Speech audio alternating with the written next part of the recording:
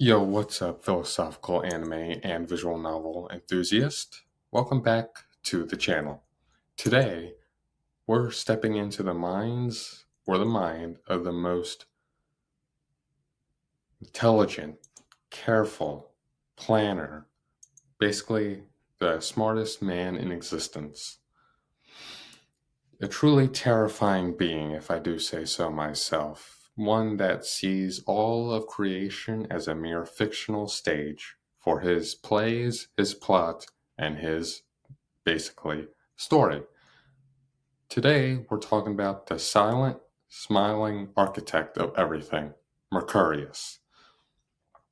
Now, Mercurius is basically the mastermind, a villain, a spectator and observer in the Shinzo Bancho series, the DSD's anime, light novel, visual novel, the manga that was there. Their every name invokes mystery for those who have only seen the anime. He might appear as an intimidating but ultimately confusing antagonist.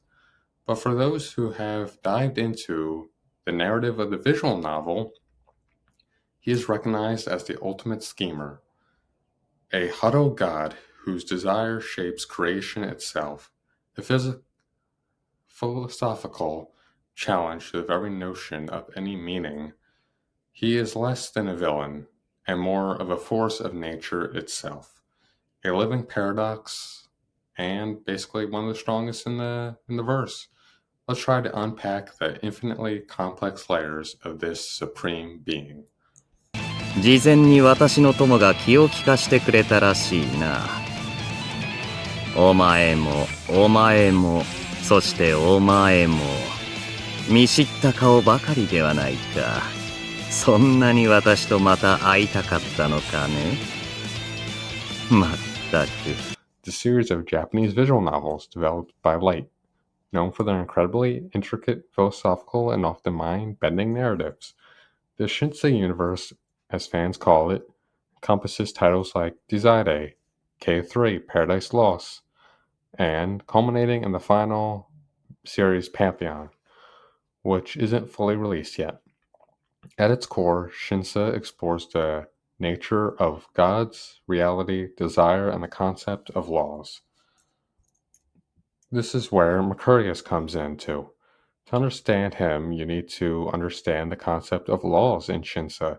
Imagine the fundamental operating principles of reality itself. These aren't just scientific laws, they are very existence of essence, basically, born from the desire of beings known as Hado gods. Each Hado god embodies a unique law, which then imposes itself upon the multiverse, shaping everything within its domain. Think of it like a cosmic operating system and constantly being overwritten by dominant Hado gods. Now, for the man himself, Mercurius. But here's the twist. Mercurius isn't just a god. He was once a human. His original name? Yeah, that's lost to time. Because, well, he was born in the era of the Third Heaven under Nedos Satanel.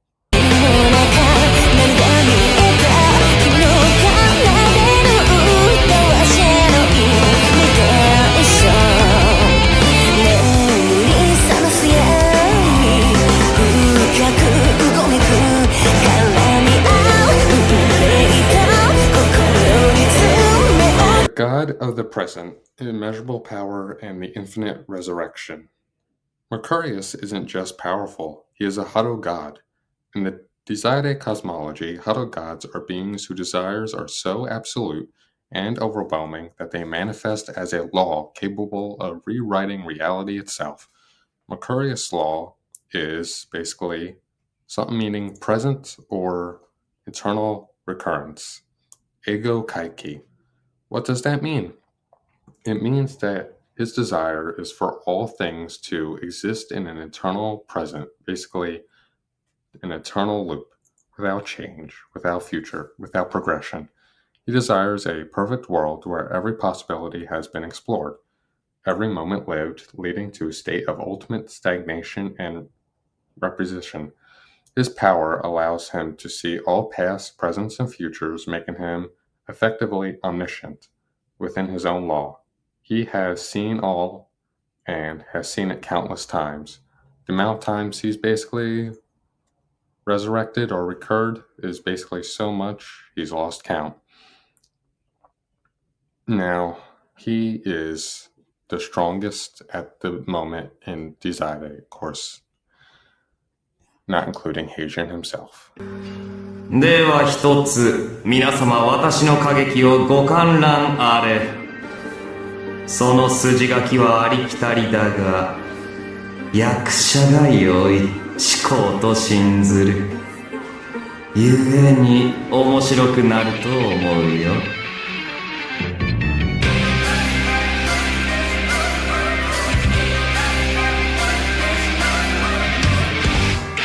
では最後のグランギニョルを始めようか。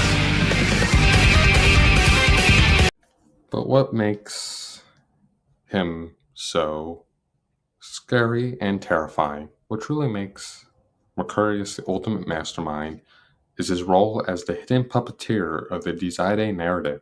He is the one who initiates the entire conflict, carefully orchestrating the events that lead to the clash between Reinhardt's legion and the protagonist, Ren, and also his allies.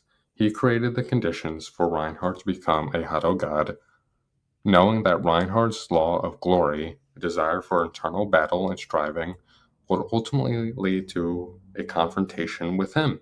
Why? Because Mercurius, having seen every iteration of reality, understood that for a new Hado god to be born and potentially challenge his own stagnant law, a specific series of events and desires needed to unfold. He manipulated countless lives, including the members of the LDO, pushing them towards their inevitable roles. He wasn't just observing, he was actively designing the grand chess game, guiding the pieces into position to achieve his ultimate goal, the birth of a new Hado god strong enough to potentially replace him, or at least challenge his eternal present. It's a terrifying level of foresight and manipulation that makes him responsible for nearly every significant event in the story. But for Mercurius, his desire is to basically almost die. He knows everything, sought the unknown, so he creates basically a system in play where someone could replace him, aka Marie. Basically someone who he wants to be in love with, so he created his apostate Reinhardt to basically kill him too. So it's either his lover or his best friend's gonna kill him. Whatever one happens first. But he wants Marie to take the throne in the era of the fifth heaven.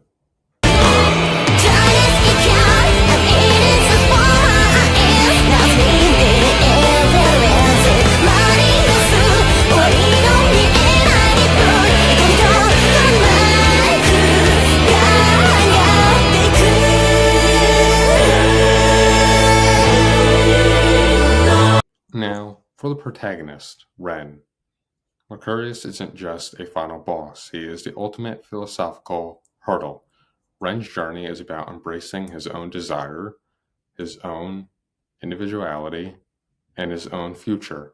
Mercurius, with his law of the eternal present, basically represents the annihilist of everything Ren stands for. The battles against Mercurius are less about brute force and more about the clash of ideals. The will to exist versus the will to cease. He forces Ren to confront the darkest aspects of reality and to define what it truly means to live and strive in the world he lives in. Even in the face of inevitability and inevitable suffering or meaninglessness, he acts as a crucial hurdle for our protagonist, Ren Fuji. Forging the protagonist into the ultimate version of themselves by providing an immeasurable challenge that forces a deeper understanding of self-purpose. Also, he just wants a good replacement, which he is in the process of doing with Muddy, who becomes the fifth heaven and rules over it for a good amount of time, depending on what route you go. It's either forever or until Haitian shows up in K3. 勝つのは私だ。女神の地平を生む礎となれ。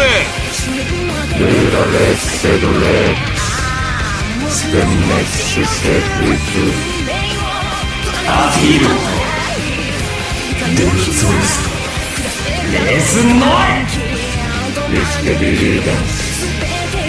ィエスイアルトシプラハザークスパアクタエストファーブラ。